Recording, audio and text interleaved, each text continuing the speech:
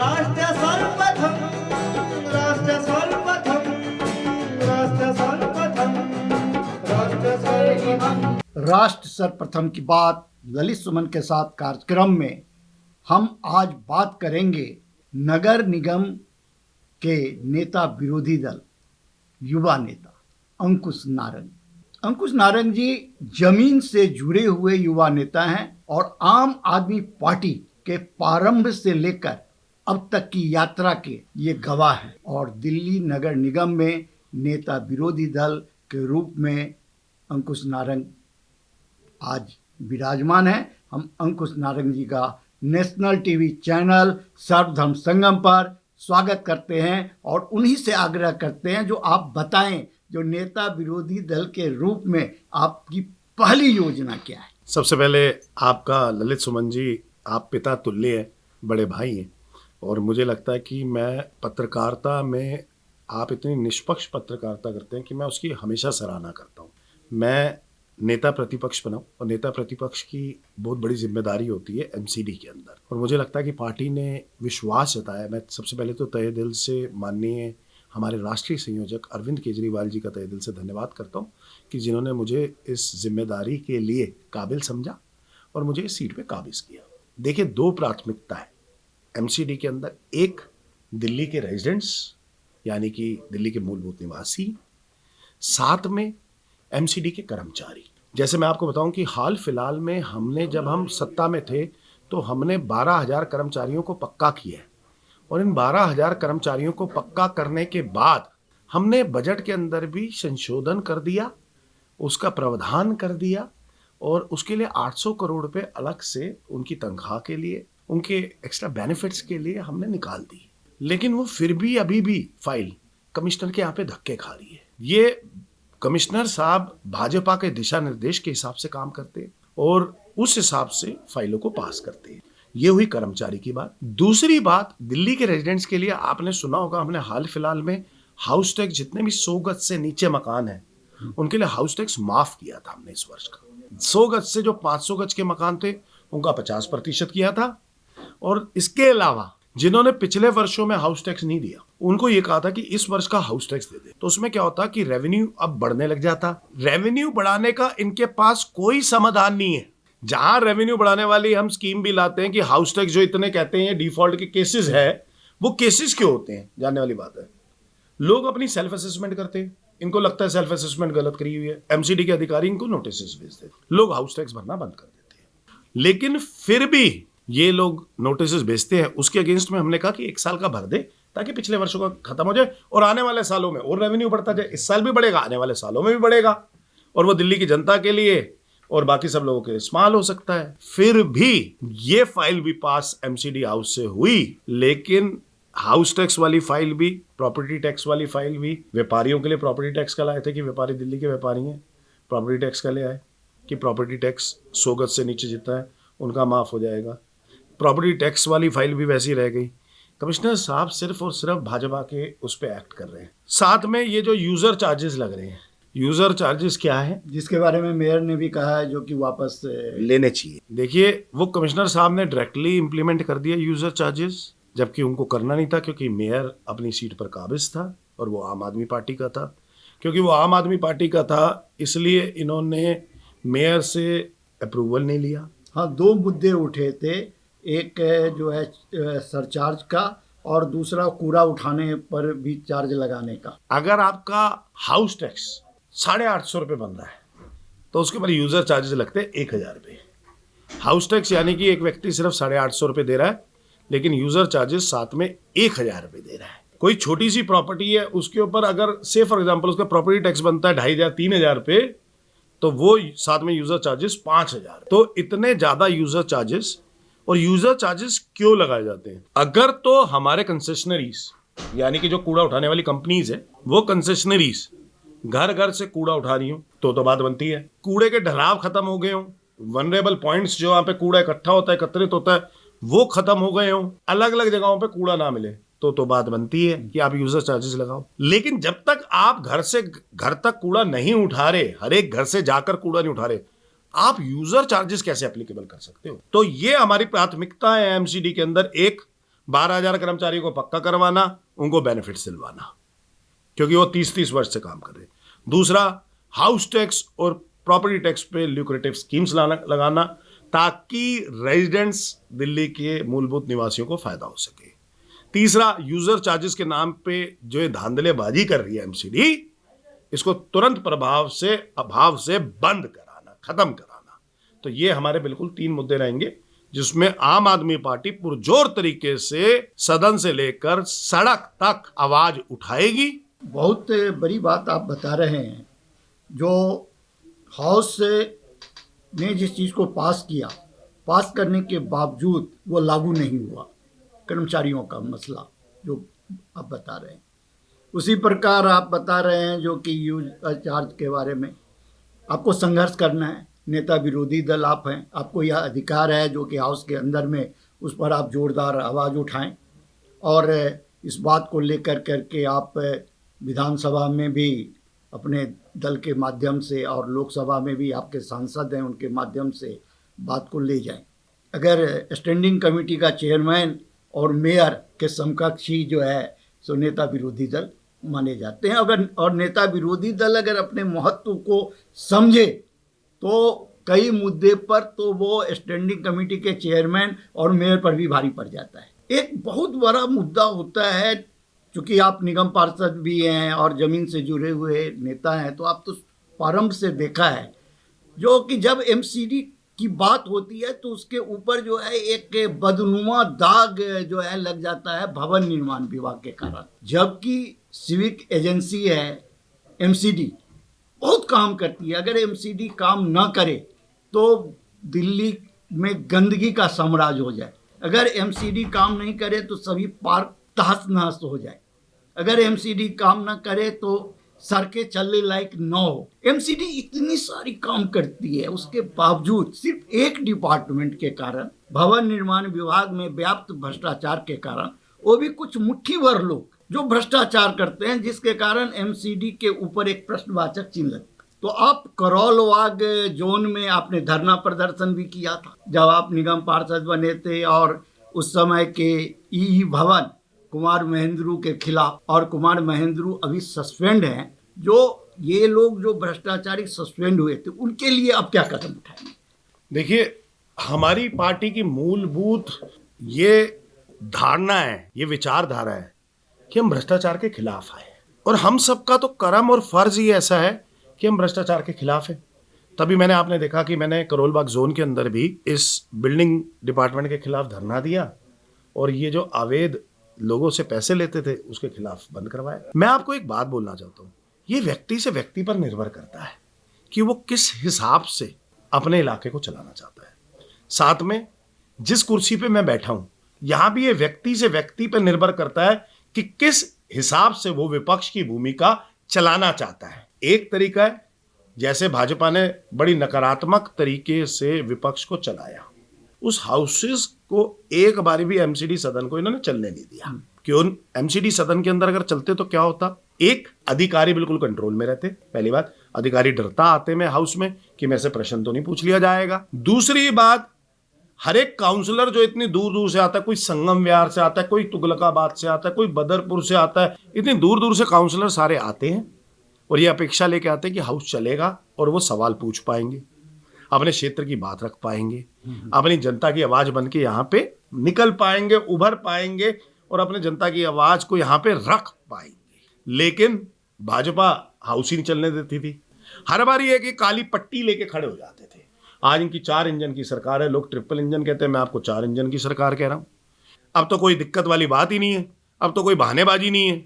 कल हल्की सी बारिश आई, अभी तो थोड़ी सी बारिश आई है और इस सीजन की पहली बारिश है, तो इन्होंने ये कह दिया कि ये तो आम आदमी पार्टी ने जो पहले काम किया था। मुख्यमंत्री ने कहा है जो कि ये आम आदमी पार्टी ने जो कचरा रख रखा है उसको सफाई करने में तो समय लगेगा। और मैं आपको एक वीडियो देता हूँ मुख्यमंत्री रेखा गुप्ता जी की, जिसके अंदर वो कनक्लेव के अंदर ये बोल रही है कि हमने सारे प्रोएक्टिव एक्शन ले लिए हैं जिसके अंदर इस साल जल भराव नहीं होगा। अब ये कह रहे हैं कि आम आदमी पार्टी ने पहले जो किया। भैया, अरविंद केजरीवाल को, आतिशी जी को या आम आदमी पार्टी को कोसना बंद करो। अब एक्सक्यूजेस से या बहानेबाजी से कोई सरकार नहीं चल पाएगी। दिल्ली की जनता ने आपको बड़े मतलब विश्वास से वोट दिया है, 48 सीटें दी हैं आपको। दिल्ली सरकार आपकी अपनी है, एमसीडी अब आपकी अपनी है, केंद्र सरकार आपकी अपनी है। आप काम करने में ध्यान दो, बयानबाजी में ना ध्यान दो। उन्होंने कहा कि 2 घंटे में हमने पूरी सफाई कर, पानी जो लगी हुई थी सबको निकाल दिया 2 घंटे में। मंत्री जी 445 पॉइंट आइडेंटिफाई करके सब पे इंजीनियर को लगा के 400 पॉइंटों पे पानी था उनके। किस किस को सस्पेंड किया, आप सस्पेंशन लेटर उनके ट्विटर पे ढूंढ लेना, अगर एक भी दिख जाए तो मुझे बता देना। दिल्ली हाई कोर्ट का पिछले साल का ऑर्डर है, जिस भी नाले की डिसिल्टिंग होगी उसकी थर्ड पार्टी ऑडिट होगी। क्या इन्होंने किसी नाले की थर्ड पार्टी ऑडिट करवाई है? अगर नाले की सफाइयां करवाई हैं, या तो इन्होंने नालों की सफाइयां नहीं करवाई, और नालों की सफाइयां करवाई हैं तो थर्ड पार्टी ऑडिट करवाई होगी, तो वो ऑडिट की रिपोर्ट दिखा दें। और ऑडिट हुई है और उसके बाद पानी भर गया, फिर भी जल भराव हो गया, तो फिर तो मतलब उसने नाले की सफाई ठीक नहीं करी थी, तो इसमें तो करप्शन है। आप नेशनल टीवी पर ये बात बोल रहे हैं तो अब वो बताएंगे इसके बाद जो कि उन्होंने क्या 100% बताना चाहिए। मैं आपको कह रहा हूं, मैंने आपसे कहा कनक्लेव की वीडियो मैं आपको दूंगा, ट्वीट की कॉपी मैं आपको दूंगा, दिल्ली हाई कोर्ट के ऑर्डर की कॉपी मैं आपको दूंगा कि कोई भी नाले की सफाई होगी उसकी थर्ड पार्टी ऑडिट होगी।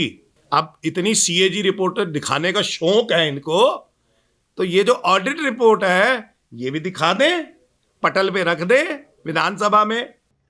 अभी समय है एक ब्रेक का, हम चलते हैं ब्रेक पर, आप कहीं जाए नहीं, छोटा सा ब्रेक। श्रेया फर्निशिंग लेकर आया है आपके लिए होम कलेक्शन, जिसमें आपको मिलता है upholstery fabric, designer curtains, home and office decoratives, carpets and sofa cover कम से कम दाम में कीर्ति नगर में आपके लिए उपलब्ध है। Powered by Kamal Buildtech Private Limited, fulfilling promises. With our professional team and experience of delivering projects, in past we guarantee you peace of mind and top quality work in an affordable price. और अधिक खबरों के लिए आप हमारे YouTube channel दैनिक India दर्पण को अभी सब्सक्राइब करें और नोटिफिकेशन के लिए बेल आइकन को प्रेस करना ना भूलें। राष्ट्र सर्वप्रथम की बात कार्यक्रम में ब्रेक के बाद एक बार फिर आप सभी राष्ट्रवासियों का स्वागत। एमसीडी के तो देखो, मैं आपको एक बात बताऊं, आपके चैनल के माध्यम से मैं साफ साफ एक बात बोलना चाहता हूं और बड़ा खुल के बोलना चाहता हूं। दिल्ली की मुख्यमंत्री रेखा गुप्ता एक डमी है, जिसको केंद्र चलाना चाहता है और अपने हिसाब से चलाना चाहता है। नहीं तो उनसे काबिल और उनसे सीनियर काफी नेता थे। रेखा गुप्ता भी काफी समय से, मतलब प्रारंभिक दौर से, अपने युवा अवस्था से ही पार्टी के लिए समर्पित कार्यकर्ता रही है, निगम पार्षद रही है, मेयर रही है और महिला की रही है पदाधिकारी, और काफी संघर्ष करके आई है, जमीन से उठ करके आई है। लेकिन उनको क्यों चुना गया, बात मैं आपको बता रहा हूं, सुनना मेरी बात। शुरू से आना, अपनी आवाज को क्षेत्र के लिए बुलंद करना, दोनों में एक फर्क है। शुरू से कार्यकर्ता है, लड़ा, जीता, बैठ गया जाके, कोई बात नहीं, थोड़े एक आध चुनाव वो लड़ा जीता, बैठ गया, फिर एमएलए के चुनाव का मौका मिल गया, लड़ गया, जीत गया, मंत्री की उम्मीद नहीं थी, मुख्यमंत्री बन गया। हाँ, ये आप कह सकते हो, तो खुद भी कहती है जो मुझे कोई उम्मीद नहीं था और मैंने कभी सोचा भी नहीं था। क्यों बनाया गया उनको, आपको मैं बता। पार्टी ने सोचा होगा, पार्टी नेतृत्व को ऐसा लगा होगा जो कि हम इसके अंदर ये एबिलिटी है, ये दिल्ली को संभालेगी। कैसी एबिलिटी, मैं बताता हूँ क्या एबिलिटी है, मैं बता रहा हूँ आपके सामने। उनके अंदर एक एबिलिटी है कि वो केंद्र के हिसाब से काम करती है। दूसरी एबिलिटी है कि उनका काम सारे का सारा उनका पति देखता है। अच्छी, हाँ, ये आरोप आम आदमी पार्टी ने लगाया। अच्छी, मैं क्या कर, अच्छी बात है, आरोप आम आदमी पार्टी ने लगाया। अधिकारियों के साथ बैठ के उनके पति फोटो खिंचवा रहे हैं, सब कुछ कर रहे हैं, मीटिंग ले रहे हैं, आप अधिकारियों को चेक कर लो। उसके अंदर एमसीडी के भी 1-2 अधिकारी थे। हाँ, तो उसके अंदर दिल्ली जल बोर्ड के भी अधिकारी थे, उसके अंदर ड्यूसिप के भी अधिकारी हैं। वो बताई है ना, जो कि उनके घर पे वो अधिकारी आए थे और पति घर पे रहता है और इसलिए पति जो है उन लोगों को का स्वागत किया, बैठाया। ये बातें जब उस समय में उठी थी तो सारी मीडिया ने इस बात को चलाया था। ये खबरें काफी जो है सो वायरल हो गया था। तो बीजेपी के प्रदेश अध्यक्ष ने भी उस पर अपना बयान दिया, उस पर भी सवाल उठे और बाद में रेखा गुप्ता जी ने भी बताया। और ये सवाल भी उठा जो कि जब केजरीवाल जी जेल चले गए थे तो उनकी धर्म पत्नी ना तो निगम पार्षद थी, ना तो एमएलए थी, ना तो एमपी थी, ना पार्टी में कोई पदाधिकारी थी। उसके बावजूद जो है सो वो मुख्यमंत्री निवास में और बाकी जगह बैठी देखी गई। चलो, आपने कहा कि घर पे होगा तो आ गए होंगे भाई, बिल्कुल ठीक। इन्होंने बात बिल्कुल ठीक कही है कि घर पे होंगे तो आ गए होंगे। ये तो हो सकता है कि घर पे हो, आ गए हों। मैं अब आपको एक फ़ोटोग्राफ दिखा रहा हूँ, मुझे आप इस फोटोग्राफ पे मुझे बता देना कि ये घर की फ़ोटोग्राफ है, बाहर की फ़ोटोग्राफ है। ये कौन है ये आदमी? आपके चैनल के माध्यम से बता रहा हूँ मैं, ये आदमी कौन है? लो जी, सारे साथ में कौन है? अफसर, ऑफिसर्स के साथ खड़े हैं, कोई घर नहीं है, बाहर फील्ड की विजिट कर रहे हैं। पति विजिट कर रहा है, पति विजिट करवा रहा है। ये कौन से संवैधानिक पोस्ट पे है जिससे डिपार्टमेंट को पोस्ट ये करवा सकते हैं, विजिट करा सकते हैं? अब मैंने आपके सामने दिखाई है। हाँ, मैं ऑन रिकॉर्ड्स बात करता हूं। मैंने आपको कहा मैं कनकलेव की वीडियो दूंगा, मैंने आपको कहा मैं ट्वीट की कॉपी दूंगा, मैंने आपको कहा दिल्ली हाईकोर्ट के ऑर्डर की कॉपी दूंगा। मैंने आपको फोटो ऑन रोल दिखा दी, आपने कहा घर में आए होंगे, हो सकता है घर में आ जाओ तो इसलिए बैठे। मैंने आपको बाहर की फोटो दिखा दी। दिल्ली विधानसभा की मुख्यमंत्री की कुर्सी पर एक ऐसी महिला को बिठाया गया है जो केंद्र के हिसाब से एक्शन कर रही है। जितने भी उन्होंने वादे किए थे, 8 मार्च को दिल्ली की आधी जनसंख्या के खाते में 2500 रुपए होंगे, ये मोदी की गारंटी है। नड्डा साहब ने एक लाइन बोली थी, उन्होंने बोला जी हर महीने आपको सिलेंडर 500 रुपए का मिलेगा और पहली कैबिनेट की मीटिंग में पास हो जाएगा। होली दिवाली आपका सिलेंडर मुफ्त। 8 मार्च निकल गई, किसी के खाते में 2500 नहीं आया। नया ले आया कोई BPL। दूसरा, जब 14 मार्च आई, 14 मार्च को होली थी, उम्मीद थी सिलेंडर मुफ्त आ जाएगा। अब 500 रुपये का महीने में आ जाएगा, नहीं तो वो सिलेंडर के रेट हो गए 50 रुपये बढ़ गए। सिर्फ कल जल भराव नहीं हुआ, कल 14 घंटे बिजली गई है। 14 घंटे मेरे वार्ड के अंदर 14 घंटे बिजली गई है। आप अभी बिजली के डिपार्टमेंट से चेक कर लो। 80 किलोमीटर के रफ्तार से हवा चली थी, तार टूटे होंगे, बहुत पेड़ पौधे गिरे हैं। तो कभी कभी तो ये तो अकस्मात घटना है, इस पर तो कोई कुछ नहीं कर सकता। आज से 4 दिन पहले अखबार के अंदर आया हुआ है, उसकी कटिंग ले लो कि मई के महीने के अंदर बारिश इस बारी काफी होगी। या आपने भी पढ़ा होगा, मैंने भी पढ़ा है। साथ में गर्मी भी काफी पड़ेगी इस बारी। तो सरकार का काम क्या होना होता है? ये किसने फोरकास्ट किया? मॉनसून डिपार्टमेंट ने। मॉनसून डिपार्टमेंट ने अलर्ट दे दिया। अलर्ट देने के बाद भी अगर सरकार ने इंतजार किया कि नजफगढ़ में पेड़ गिरेगा और 4 लोग मरेंगे, तो आपकी और मेरी जिंदगी भी सेफ नहीं है। क्या इन्होंने दिशा निर्देश TPDL BACS को पूरी दिल्ली के अंदर दिए कि आपकी तारें टूट सकती है? ध्यान रखिएगा, पहले से प्रोएक्टिव रहेगा, हर एक एक्शन उसमें बनाइएगा। आपकी हेल्पलाइन नंबर प्रॉपर काम करनी चाहिए। ये चूक हुई है और इस पर ध्यान दिया जाना चाहिए। सिर्फ मैं आपके चैनल के माध्यम से एक बात कहना चाहता हूं, अब बहानेबाजी नहीं चलेगी। दूसरी बात, राजा इकबाल जी कहां सो रहे थे? राजा इकबाल जी कहां सो रहे थे? देखो, एक सड़क है NDMC की, जैसे कि जो अब इसमें आ गई नई दिल्ली के अंदर NDMC की सड़क, ठीक है जी। इसकी जिम्मेदार केंद्र सरकार, ठीक है, सही है, केंद्र के अधीन।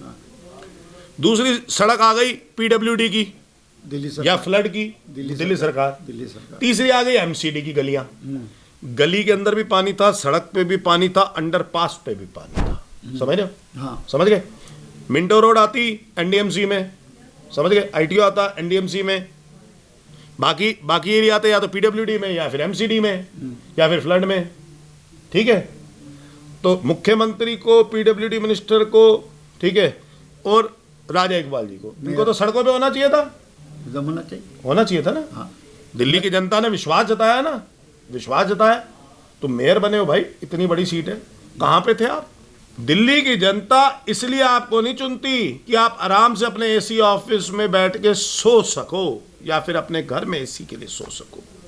दिल्ली की जनता आपको चुनती है ताकि आप तपती गर्मी में, तूफान में, आंधी में, बारिश में उस जनता के साथ खड़े हो, उसके दुख दर्द में खड़े हो और उसके दुख दर्द दूर करो। इसलिए जनता तो राजा इकबाल जो अभी आपके मेयर हैं वो तो पहले भी रह चुके हैं, उनको तो अनुभव है। मैं भी पूछ रहा हूँ कैसे आप उनके 1 साल की उसमें उपलब्धियां तो बता दो।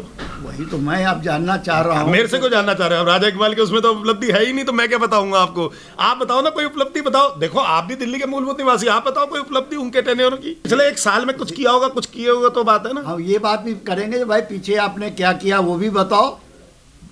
वो नेता विरोधी दल ये जानना चाह रहे हैं जो आप पीछे मेयर रहते हुए क्या किया और अब आगे आप क्या करोगे ये भी बता दो। और जनता और अगर भी ना जानना ना बताए वो कि क्या किया उसने पिछले 1 साल, पीछे 1 साल में, नहीं तो बताएंगे तो फिर हम बताने के लिए बैठे। उन्होंने 2 वर्ष के अंदर वही तख्तियां उठा के लाए जो उनकी पार्टी ने कहा।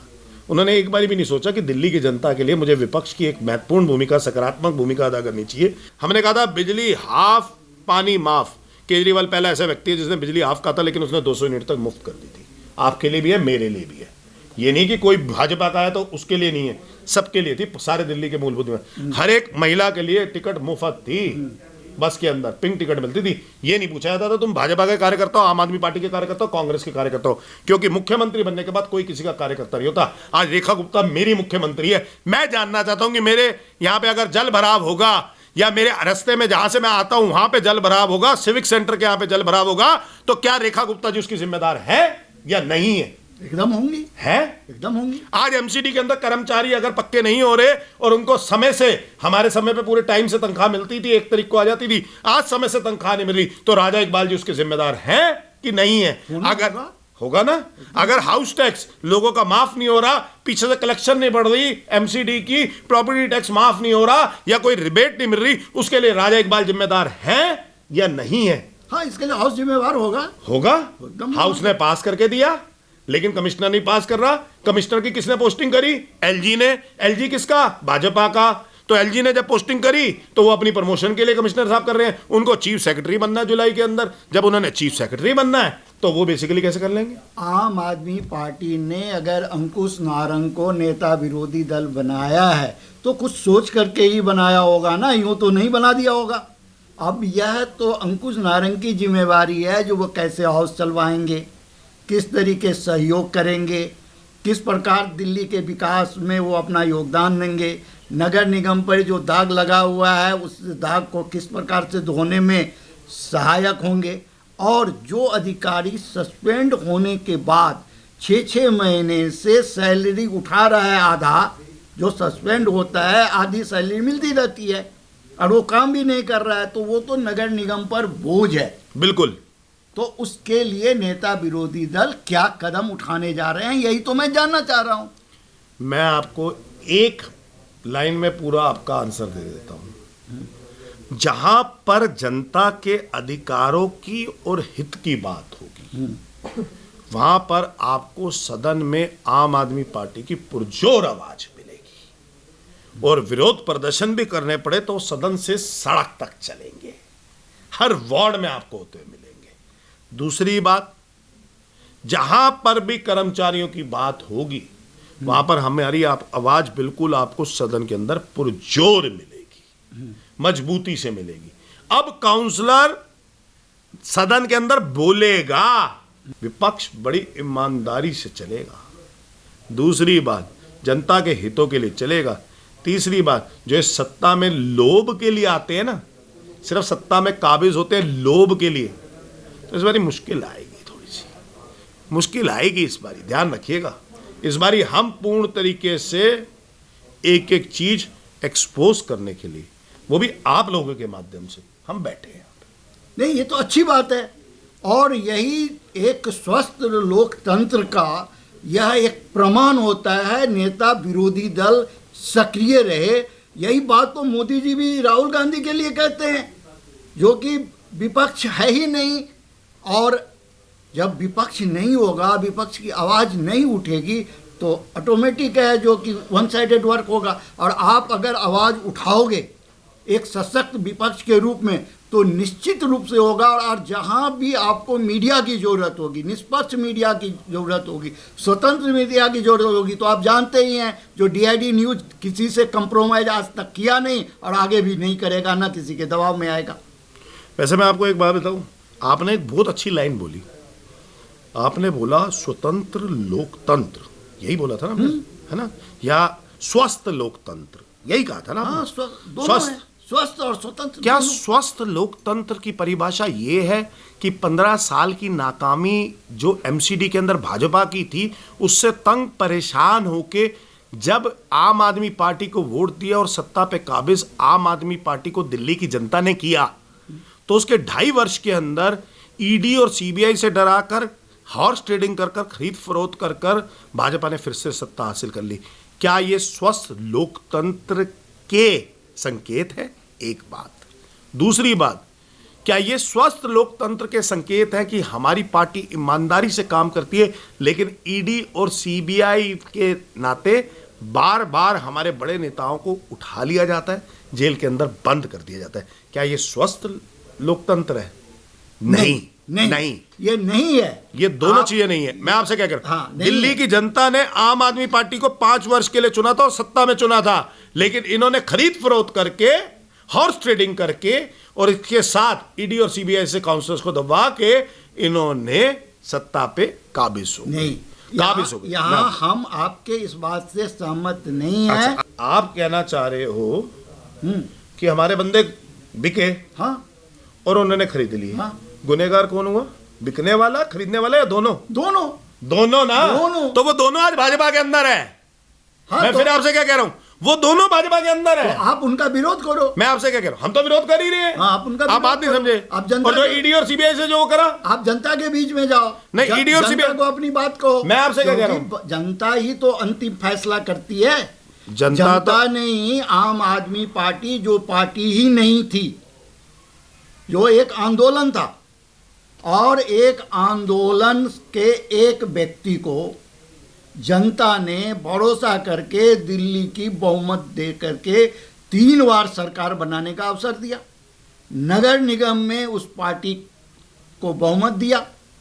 तो यह आपकी जिम्मेवारी है जो आप जनता का विश्वास जीतें। आपके अंदर कहाँ ऐसी कमी हुई जिसके कारण जनता ने इस बार आप पर विश्वास नहीं किया? ये खोजना आम आदमी पार्टी का दायित्व है। ये खोजना कांग्रेस और भाजपा या समाजवादी पार्टी का या बहुजन समाज पार्टी का या मीडिया का काम नहीं है। ये आम आदमी पार्टी का काम है। देखिए, एनालिसिस हमें करना है, इस बात से मैं आपकी सहमत हूँ कि दिल्ली सरकार, और आप इसको मिक्स ना करें, हाँ। ये दिल्ली सरकार के परिणाम है जो आए हैं अभी ना। हाँ। तो दिल्ली सरकार के अंदर एनालिसिस करना हमारा काम है कि कहाँ हमारे से चूक हो गई। वोट परसेंटेज में 2% का अंतर है, वो कहाँ हम रह गए उसके अंदर। 43.5% हम है, 45.5% वो है, तो 2% का अंतर है। लेकिन दिल्ली की जनता ने तो बड़ी अपेक्षाओं के साथ इनको वोट दिया है ना। हाँ, दिया है ना, बड़ी उम्मीदों के साथ दिया है अगर ना। नहीं करेंगे जनता इन्हें भी उखाड़ करके फेंक देगी। 27 साल तक इन्हें सत्ता से दूर रखी है ना दिल्ली। 27 साल के बाद 27 दिन में आके तो कोई ऐतिहासिक फैसला ले लेते। हम भी तो यही कह रहे, इतनी सी बात कह रहे हैं। नहीं, अब 27 साल बाद आया है, 27 दिन में तो कोई ऐतिहासिक फैसला ले लेते। नारंग जी, इस चीज को यहाँ पर थोड़ा सा, हाँ? 27 साल दिल्ली की सत्ता से ये दूर है। अब इन्हें मिला है, इन्हें समझने में थोड़ा समय लगेगा। अनुभव की कमी है। अनुभव की स्वाभाविक है ना। मैं भी यही कहना चाह रहा स्वाभाविक है। हूँ, अनुभव की कमी है। सरकार इनसे चल नहीं रही, सरकार चलाने इनको आती नहीं। तो आके मुख्यमंत्री अरविंद केजरीवाल से ले सकते हैं, लेकिन ये तो उनको हमेशा गलियाने में विश्वास रखते हैं। वो तो कह रहे हैं जो अरविंद केजरीवाल दिल्ली छोड़ के गायब हैं। गायब है। अरविंद केजरीवाल जी तो दिल्ली के अंदर ही है, मौका दे रहे हैं इनको, अनुभव लेना पूरा अच्छे से। ये अंकुश नारंग नेशनल टीवी चैनल सर्वधर्म संगम पर अपनी बात को बेबाक रूप से रखा। राज सर्वप्रथम की बात में अब हम विदा लेते हैं। अन्य खबरों के लिए आप बने रहें नेशनल टीवी चैनल सर्वधर्म संगम पर। राष्ट्र सर्वप्रथम, वंदे मातरम, जाग उठा है भारत। बहुत बहुत शुक्रिया। मैं तहे दिल से ललित सुमन जी का धन्यवाद करता हूँ और सर्वधर्म संगम के चैनल के व्यूअर्स का भी धन्यवाद करता हूँ। और बहुत अच्छी लाइन बोली इन्हें, वंदे मातरम। सच में जाग उठा है भारत। और मुझे उम्मीद है कि अब भी जिसका खून ना गोला, खून नहीं वो पानी है, जो देश के काम ना आए वो बेकार जवानी है। और अधिक खबरों के लिए आप हमारे YouTube चैनल दैनिक इंडिया दर्पण को अभी सब्सक्राइब करें और नोटिफिकेशन के लिए बेल आइकन को प्रेस करना ना भूलें। आज हम इस कार्यक्रम में आपसे विदा लेते हैं। आप अन्य खबरों के लिए बने रहे। राष्ट्र सर्वप्रथम, वंदे मातरम, जाग उठा है भारत। राष्ट्र सर्वप्रथम राष्ट्र सर्वप्रथम राष्ट्र सर्वप्रथम राष्ट्र सर्वप्रथम